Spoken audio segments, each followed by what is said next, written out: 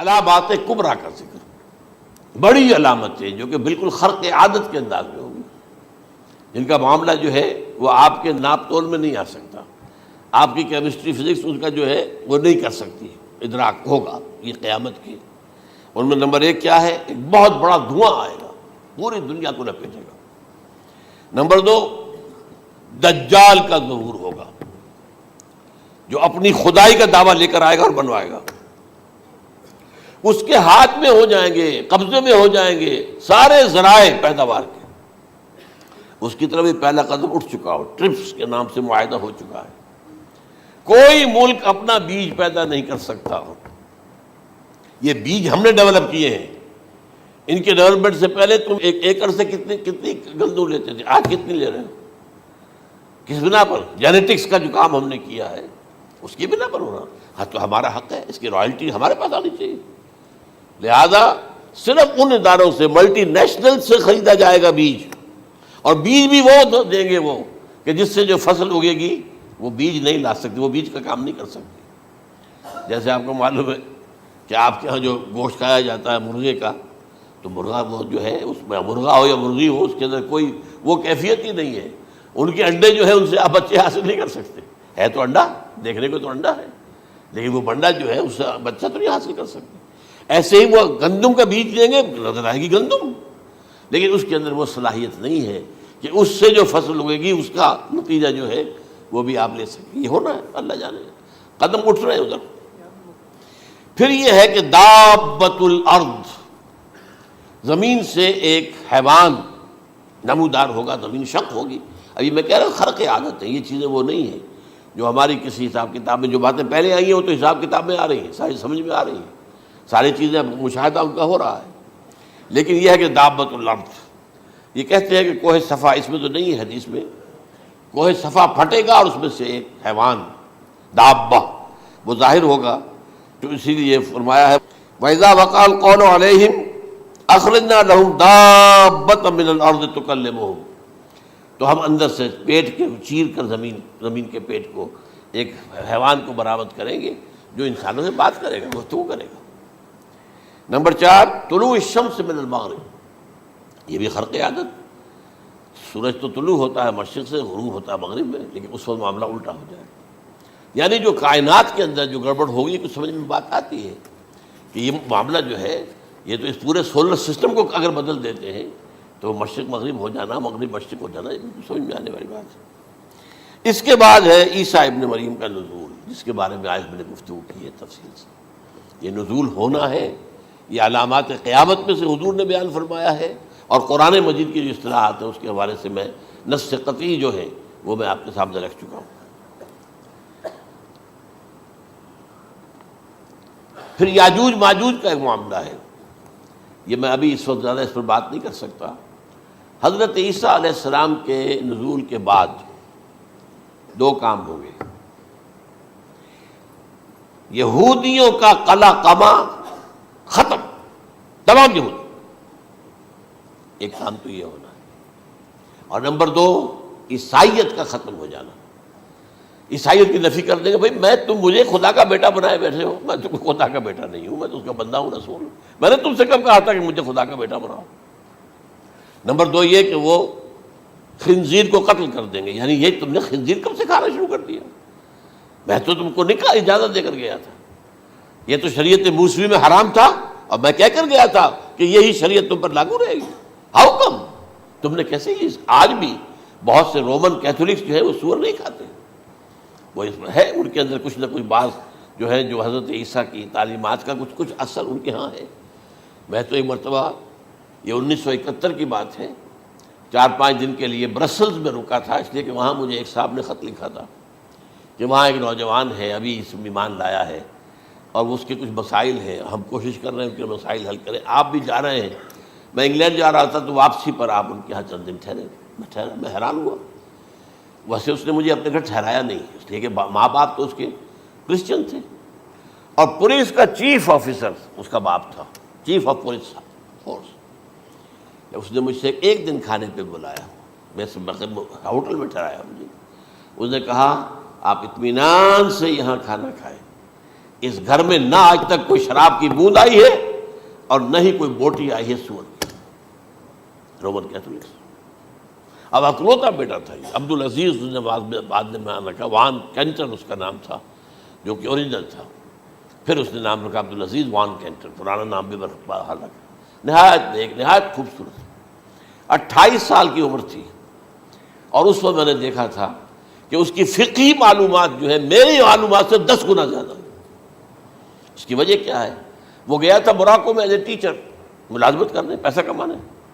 وہاں وہ مسلمانوں سے اس کا ہوا رفت ضبط ہوا، اسلام کی تعلیمات سامنے آئی، اسلام لے آیا. اب اکلوتا بیٹا ہے اور ماں باپ جو ہے کرسچن کیتھولکس.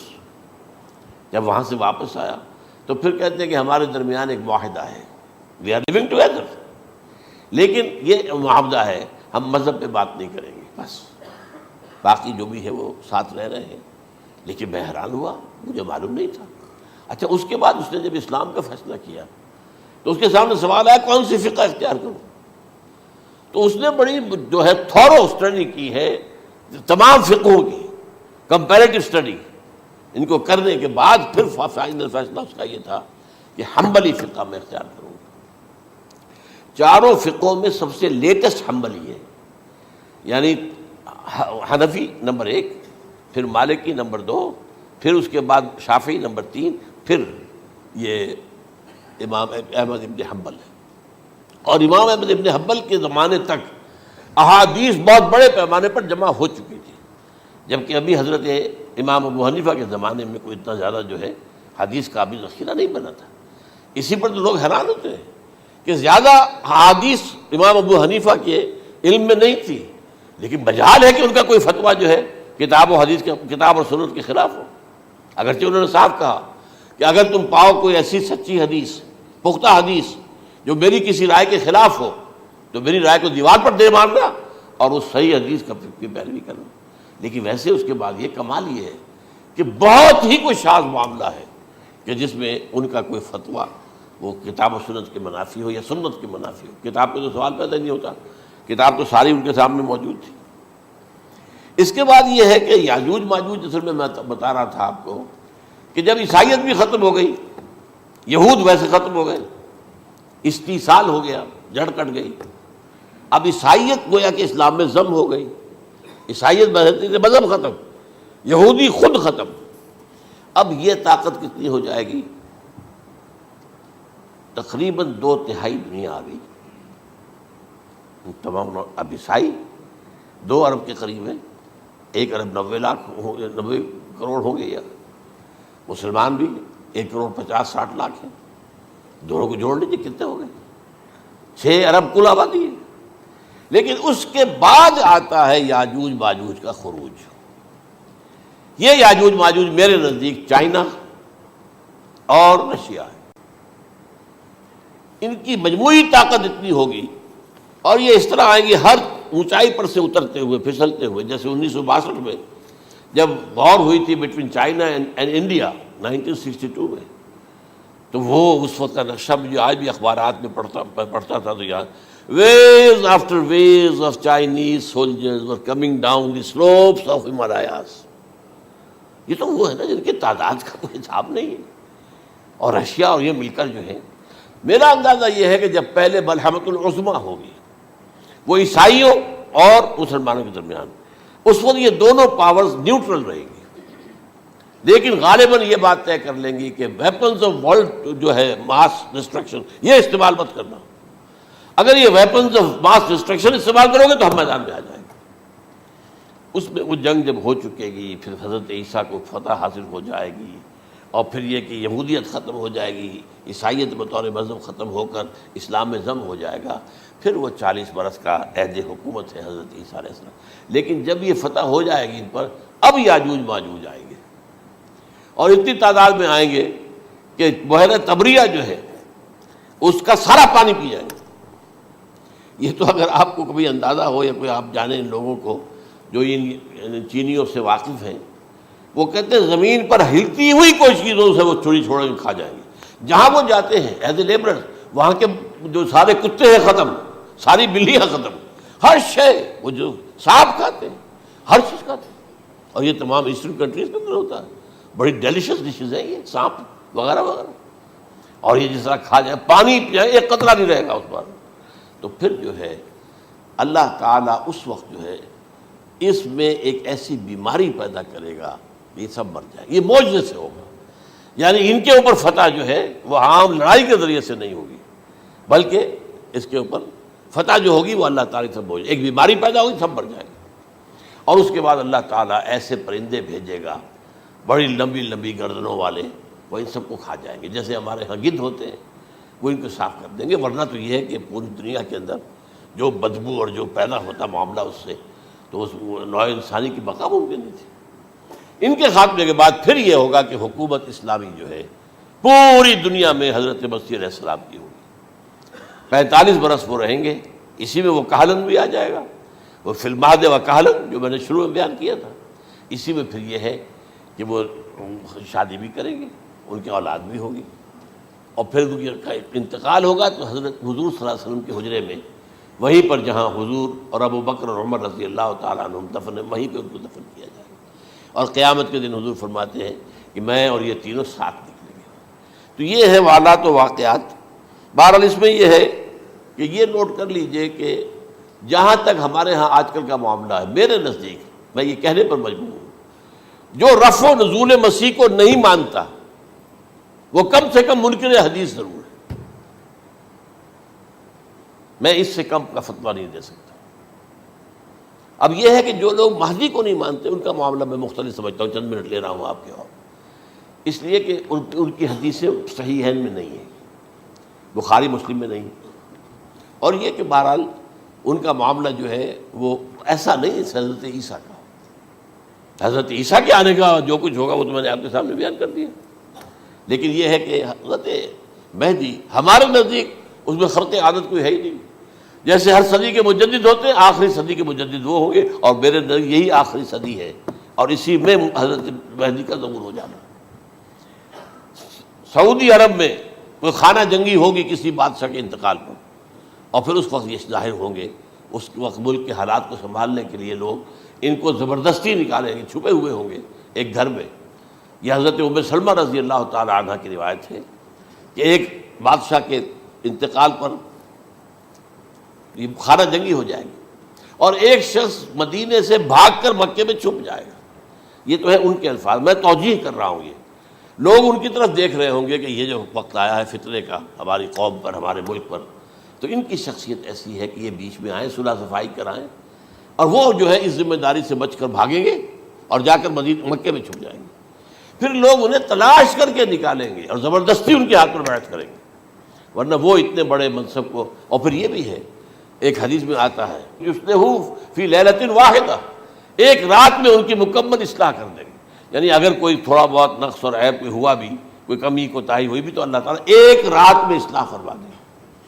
لیکن ہمارے نزدیک اس قدر کوئی خرق عادت ہے ہی نہیں. البتہ جو کہتے ہیں اہل تشیع، وہ خرق عادت ہے کہ ان کے 12ویں امام جو ہے وہ بچپن ہی کے اندر اس خوف سے کہ جو بنو عباس بادشاہ ہیں وہ ان کو قتل کر دیں گے، تو وہ ایک غار میں چھپا دیے گئے.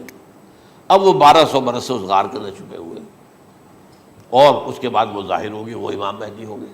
اس میں خرق عادت ہے. لیکن میں یہ کہتا ہوں کہ محض خرق عادت کی بنیاد پر ہم اس کی نفی نہیں کریں گے. کیوں؟ کیا ہم یہ نہیں مانتے کہ اصحاب کہف 300 برس تک سوئے رہے؟ یہ کیا عام بات ہے؟ حضرت عزیر علیہ السلام اللہ نے انہیں موت دی، موت، اور 100 برس کے بعد زندہ کر کے اٹھا لیا. تو خرق عادت حضرت عیسیٰ کو ہم اتنا بڑا خرق عادت مانتے ہیں کہ اٹھا کر آسمان پر، تیسرے آسمان کے اوپر ہیں، موجود ہیں، اب بھی ہیں.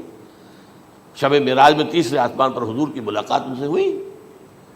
تو یہ خرق عادت کی بنیاد پر نفی نہیں ہم کرتے. ہو سکتا ہے، لیکن یہ کہ اس کے لیے ہمارے پاس کوئی دلیل نہیں، کوئی احادیث نہیں، کچھ نہیں، اس لیے ہم اس کو نہیں مانتے. البتہ خود وجود جو ہے حضرت مہدی کا وہ کوئی عجیب بات نہیں ہے. وہ تو جیسے پہلے بھی آئے ہیں ہمارے مجددین، ایسے مجدد ہوں گے اور دین کو تازہ کر دیں گے. ایک صحیح اسلامی ریاست جو ہے وہ عرب میں قائم ہو جائے گی دوبارہ.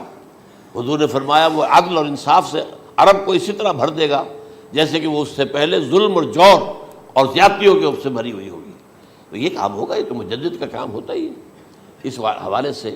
لیکن بہرحال میں نے پھر بھی کہا کہ اگر احادیث کی کمزوری کی وجہ سے کہ صحیح عین میں نہیں ہے، اگر کوئی شخص انکار کرے تو مجھے کوئی اعتراض نہیں ہے، ٹھیک ہے، لیکن جو حضرت عیسیٰ کے نفع سماوی اور حضرت عیسیٰ کے نزول کا انکار کرتا ہے وہ کم سے کم، میں انہیں اور آگے کوئی فتویٰ نہیں دیتا کہ وہ کافر ہو گئے یا یہ ہو گیا یا وہ ہو گیا، لیکن منکر حدیث کے لائن میں تو وہ لازماً کھڑے ہو گئے۔